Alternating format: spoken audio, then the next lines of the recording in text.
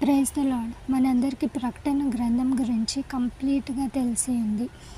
ఎందుకంటే ప్రకటన గ్రంథము రాకడ గురించి కంప్లీట్ డీటెయిల్స్, అంతము గురించి కంప్లీట్ డీటెయిల్స్, యేసు ఎలా వస్తాడో కంప్లీట్ డీటెయిల్స్, ఎలా ఉంటాడో, ఎలా మనం అక్కడికి వెళ్తామో, ఎలా శ్రమలు, క్రైస్తవులు ఎలా శ్రమలు అనుభవిస్తారో కంప్లీట్ డీటెయిల్స్ అనేది ప్రకటన గ్రంథంలో వ్రాయబడి ఉంది.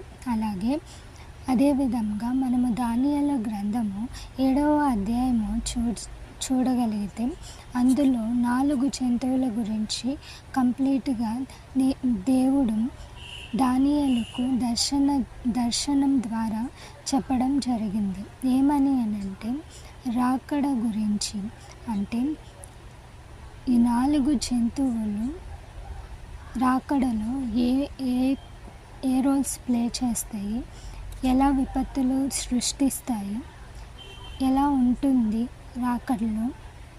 రాకడ కన్నా ముందు అనేది కంప్లీట్ డీటెయిల్స్ అనేది ముందుగానే దానియేలుకి దర్శనం ద్వారా చూపించి ఉన్నాడు. మనం చూసుకున్నట్లయితే ప్రతి ఒక్క దర్శనము నెరవేర్పు మనము చూసి ఉన్నాం. అలాగే దానియేలు దర్శనం నెరవేర్పు ప్రకటన గ్రంథంలో మనము చూసి ఉన్నాము.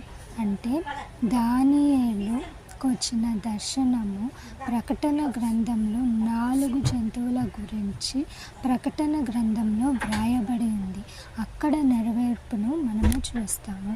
అలాగే యోహానుకి 4 జంతువులు కనిపించాయి, ప్రత్యక్షంగా తను చూసి ఉన్నాడు.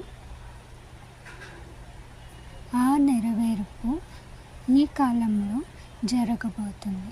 కాబట్టి మనము మెలకువ కలిగి రాకడ కొరకు ఎదురు చూద్దాము. ఎన్ని కష్టాలు, ఎన్ని అవమానాలు, ఎన్ని నిందలు వచ్చినా క్రీస్తు కొరకు జీవిద్దాము, క్రీస్తును వెంబడిద్దాము. Praise the lord.